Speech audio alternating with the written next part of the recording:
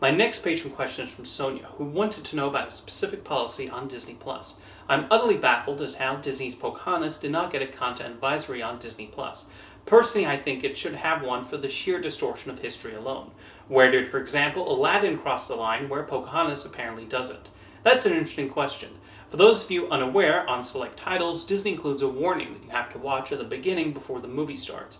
It's basically the equivalent of how the DVD collections of Looney Tunes cartoons have a warning about some of the outdated and possibly offensive content of the shorts, or how the Disney treasure sets would have Leonard Maltin introductions bring up the historical context. Aladdin is indeed one of those films that begins with this content advisory label. It states that it includes negative depictions and or mistreatment of people or cultures, and that they hope it will spark a conversation to avoid those sorts of stereotypes in the future.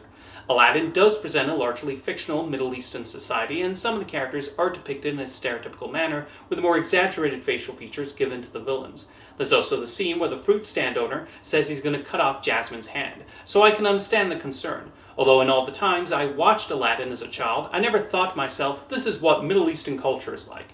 I recognize it was an animated film and not accurate to real life. Some might chalk this up to political correctness, but what's interesting about Aladdin in particular is that the movie was criticized for these elements back when it was first released. In his otherwise positive review of the movie, Roger Ebert wrote that one distraction during the film was its odd use of ethnic stereotypes. Most of the Arab characters had exaggerated facial characteristics, hooked noses, glaring brows, thick lips, but Aladdin and the princess looked like white American teenagers. You also have the controversy surrounding the song Arabian Nights, which originally had the lyric where they cut off your ear if they don't like your face, it's barbaric, but hey, it's home.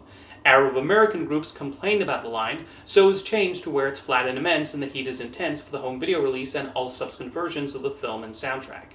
As for Pocahontas, that also had its fair share of controversies, with some indigenous Americans voicing their concerns about the film's depiction of their culture. One of the film's cultural consultants even expressed her disappointment with the movie using Pocahontas for romance that never happened. So why does it not have a disclaimer? While it certainly deviates from history, I think a major difference between Pocahontas and Aladdin has to do with the character designs. While many of the supporting and background characters in Aladdin were given exaggerated features, Pocahontas opted for a more somewhat realistic look for the characters. Disney also made sure to cast actual indigenous American actors in the roles and tried as best as they could to portray the Puritans in a respectful way.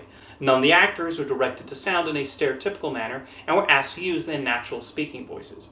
In comparison, none of the main voice actors in Aladdin were Arab, and while the team behind the movie took some inspiration from the Arab world, their biggest influence was the 1940 film The Thief of Baghdad. With that said, Pocahontas is one of those animated Disney movies I don't think we'll see get a live-action remake, although Terrence Malick technically already made one with The New World, which even featured Irene Bedard as Pocahontas' mother. Personally, I don't think Pocahontas is sure to lead to as many uncomfortable discussions with children that movies like Lady and the Tramp and Peter Pan might result in.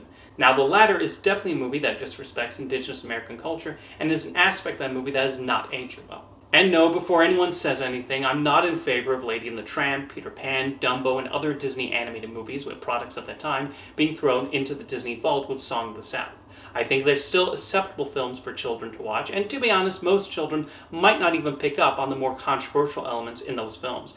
I certainly did not until I was much older and had more of an understanding of the cultural environment those classic films were made in. Although I also cannot speak for how an Asian child might react to the Siamese cats in Lady and the Tramp, or how an indigenous child might feel about the natives in Peter Pan. But I don't think Walt Disney and the animators were a bunch of racists who wanted to cause hurt with those images in the films. If you read up on Disney, he was actually quite progressive at the time, although like most people from that era in history, he had thoughts that would be considered more unacceptable today. But his hatred for a specific group was mostly aimed at communists. Contrary to long-standing rumors, there's not any evidence to suggest he hated black and Jewish people. Anyway, like any Hollywood studio, there are aspects in earlier films that may not age well, but these studios and the filmmakers they employ are continuing to try to get better at reflecting other cultures and people while also contextualizing the material of the past. Thank you for your question, Sonia.